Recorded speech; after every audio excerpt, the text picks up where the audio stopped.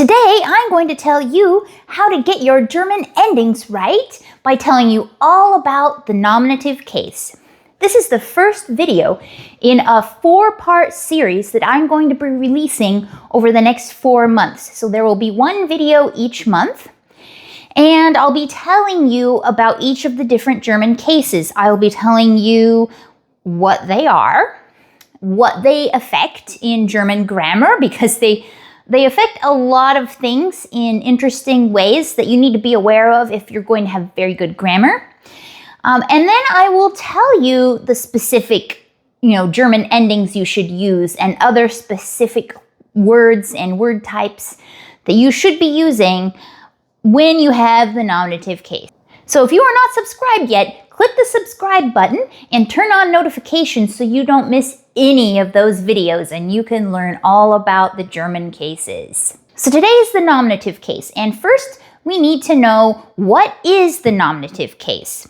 And it really just boils down to the nominative case is the subject of the sentence. It is the thing that is doing the action.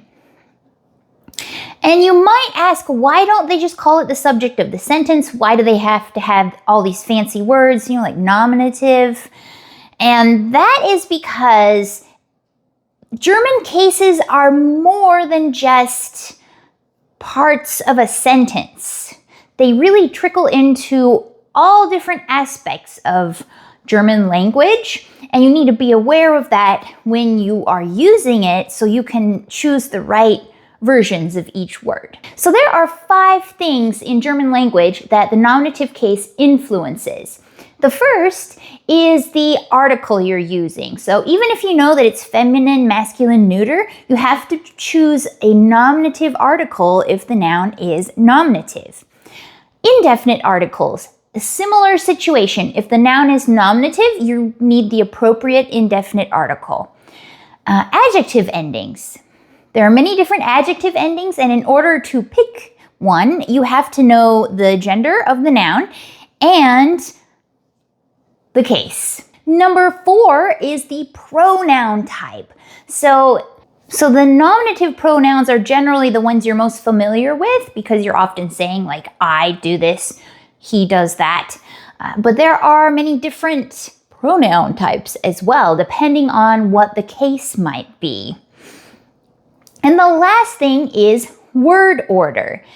So in German, it's very specific that the subject usually goes at the very beginning, or if you have something else at the beginning, like a prepositional phrase, then the subject goes after the verb. And that's pretty strict unless you're doing a subordinate clause, which I will get to in another video. So you're going to have to know if it's nominative in order to know where to place the noun, if you know what I mean. Okay, so how do you identify if it's nominative? The first thing is just do what you regularly do in English to identify the subject. Ask yourself, is this, whatever it is, doing the action in the sentence? If so, it's the subject. Another place where the nominative occurs is just kind of as a default. So if you're not using a noun within a sentence at all, you're just kind of saying, the couch, the cat. That's nominative by default because you don't have anything else to go on. So now it's time to get into the nitty-gritty. What are all these different pronouns, articles, and endings? When do you use them? And so I'm going to give all of these to you as reference material. You should eventually memorize them.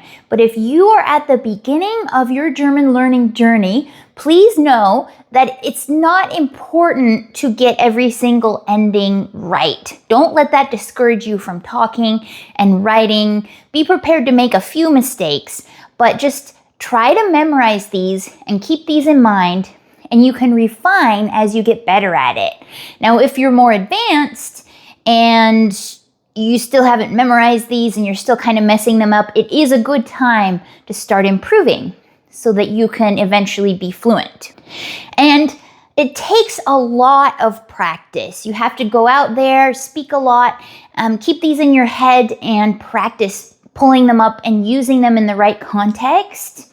If you are a beginner looking for a way to practice and learn more German, I am launching a German immersion course this year where you learn German by acquiring phrases gradually and using them in context. So if that sounds good to you, sign up for my mailing list below so you can be notified when it comes out. I'm excited to see you there.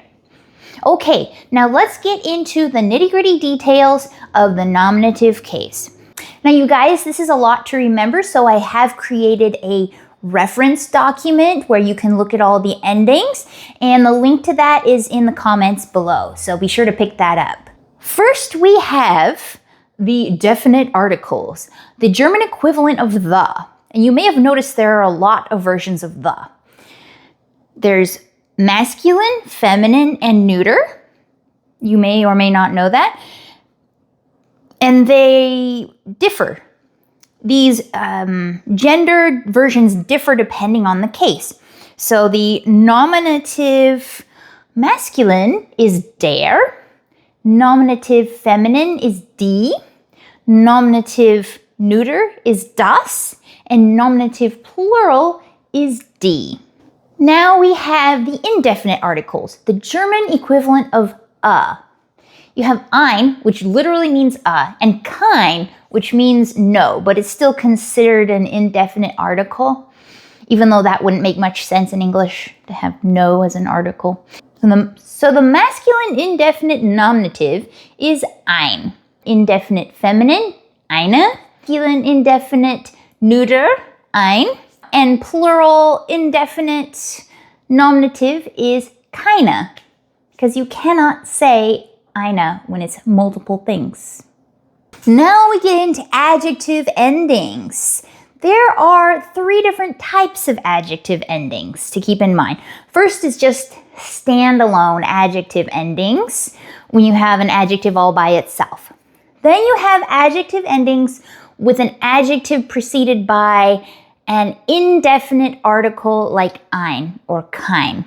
Then you have der words, but that's basically the definite article, and words like dies. So let's just start with the standalones, and I'm going to use the adjective alt for everything.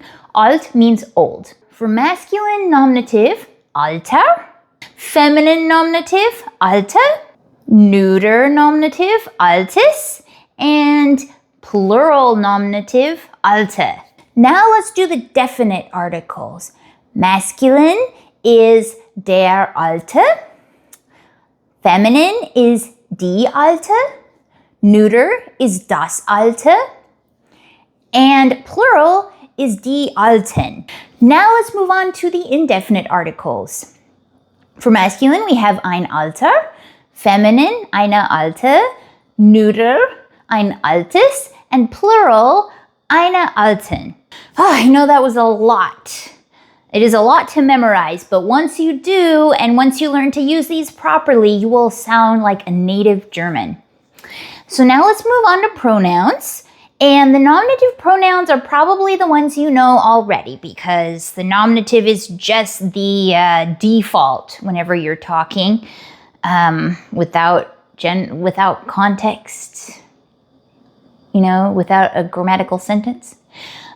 So the first one is ich for I, du for you, or sie for you, depending if you're formal or informal.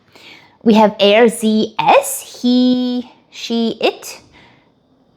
We have wir, we, sie, they, and ihr, like you guys, you plural formal. That's it for today. Now I've put a link to a reference list down below so you can download all of these endings and get started memorizing them. So go ahead and get that, and be sure to subscribe so you don't miss the other cases. Tschüss!